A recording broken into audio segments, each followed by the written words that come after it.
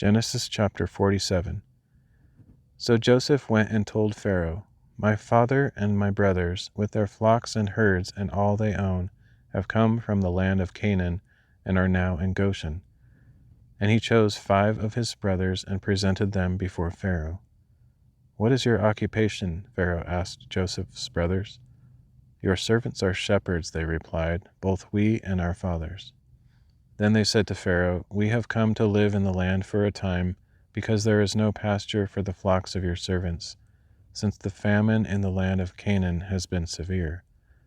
So now, please allow your servants to settle in the land of Goshen." Pharaoh said to Joseph, "Now that your father and brothers have come to you, the land of Egypt is before you. Settle your father and brothers in the best part of the land. They may dwell in the land of Goshen.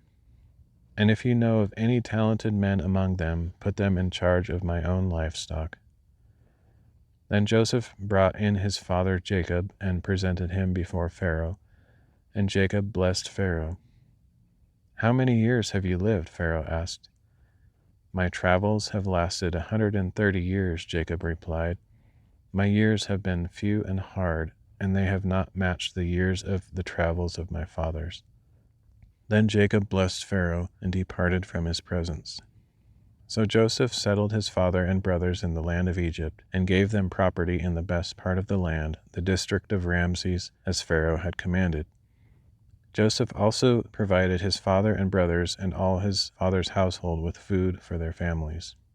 There was no food, however, in all that region because the famine was so severe. The lands of Egypt and Canaan had been exhausted by the famine. Joseph collected all the money to be found in the land of Egypt and the land of Canaan in exchange for the grain they were buying, and he brought it into Pharaoh's palace. When the money from the lands of Egypt and Canaan was gone, all the Egyptians came to Joseph and said, "Give us food. Why should we die before your eyes?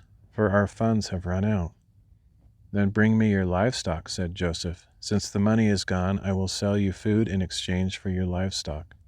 So they brought their livestock to Joseph, and he gave them food in exchange for their horses, their flocks and herds, and their donkeys. Throughout that year he provided them with food in exchange for all their livestock.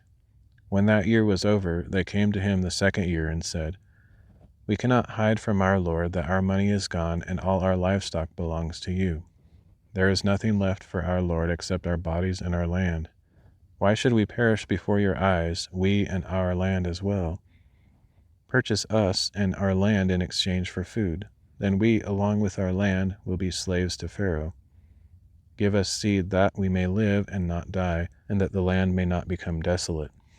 So Joseph acquired for Pharaoh all the land in Egypt. The Egyptians, one and all, sold their fields because the famine was so severe upon them. The land became Pharaoh's. And Joseph reduced the people to servitude from one end of Egypt to the other. However, he did not acquire the priests' portion of the land, for it had been given to them by Pharaoh. They ate the rations that Pharaoh supplied, so they did not sell their land. Then Joseph said to the people, "Now that I have acquired you and your land for Pharaoh this day, here is seed for you to sow in the land. At harvest time you are to give 1/5 of it to Pharaoh, and 4/5 will be yours as seed for the field and food for yourselves and your households and children." "You have saved our lives," they said. "We have found favor in our Lord's eyes, and we will be Pharaoh's servants." So Joseph established a law that 1/5 of the produce belongs to Pharaoh, and it is in effect in the land of Egypt to this day. Only the priest's land does not belong to Pharaoh. Now the Israelites settled in the land of Egypt in the region of Goshen. They acquired property there and became fruitful and increased greatly in number. And Jacob lived in the land of Egypt 17 years, and the length of his life was 147 years. When the time drew near for Israel to die, he called his son Joseph and said to him, "If I have found favor in your eyes, put your hand under my thigh and promise to show me kindness and faithfulness. Do not bury me in Egypt, but when I lie down with my fathers, carry me out of Egypt and bury me with them." Joseph answered, "I will do as you have requested." "Swear to me," Jacob said. So Joseph swore to him, and Israel bowed in worship at the head of his bed.